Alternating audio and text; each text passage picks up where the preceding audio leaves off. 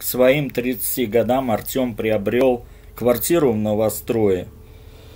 Но с женой машина еще не обжился, и поэтому на работу ездил на автобусе.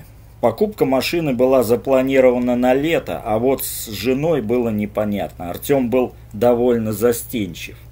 Была одна девушка на примете, очень ему нравилась. Он видел ее каждое утро, когда ехал на работу из окна автобуса.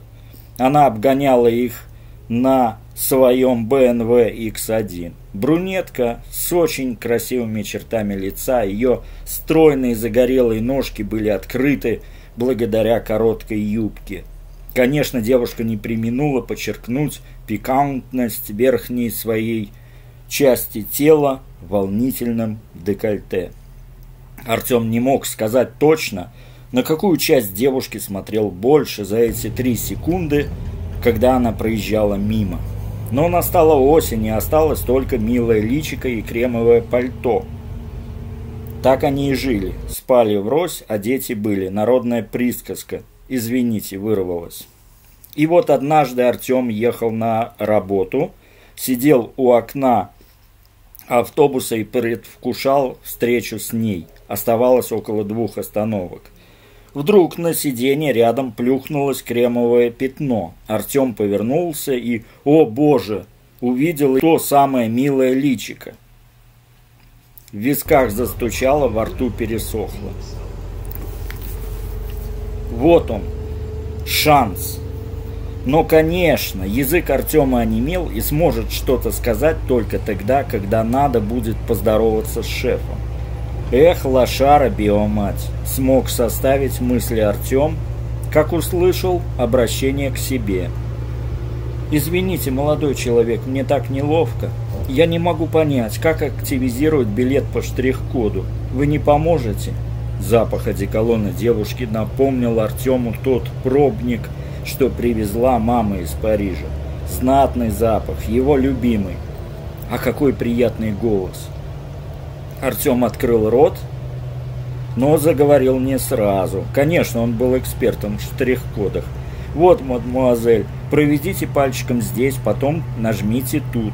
Это приложение такое туповатое иногда, особенно когда зашли контролеры. Хихоньки-хахоньки, оказалось, Артем может и красиво сострить, и галантно посмеяться за шуткой дамы. Какое прекрасное время, как все цветет кругом, несмотря на ноябрь. Ее смех был как звон серебряных колокольчиков, взгляд карих глаз глубок, а дыхание свежо, как морской бриз. Вот этот миг. Продлись, пожалуйста, дольше. Миг перешел в небольшую паузу. «А что вы сегодня на автобусе?» Этот вопрос навел хмурь на лицо собеседницы. Было заметно, что она собирается силами, чтобы ответить. «Да, знаете, поссорилась с парнем». «Ну, бывает, помиритесь, такое со всеми бывает». «К сожалению, а может даже к счастью, нет. Он собирался в Америку по грин-карте и брал меня с собой, и мы уже собрались, но оказалось, что я беременна. Он сказал, что нет, это будет очень сложно начинать там вот с такой обузой, и он поедет один. Продал БНВ, но разрешил пожить пока в своей квартире. Финита, бля, комедия». Артем опять впал в ступор. Не знал, смеяться ему или плакать. Тут подошла его остановка, и он просто вышел.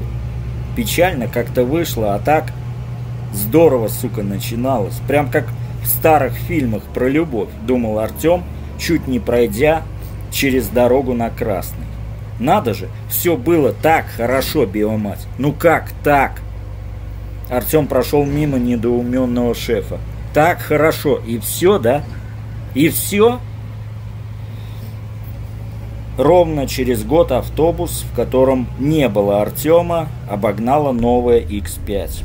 За рулем сидел Артем, рядом сидела улыбающаяся миловидная девушка в кремовом пальто. Сзади в детской люльке спал ребенок.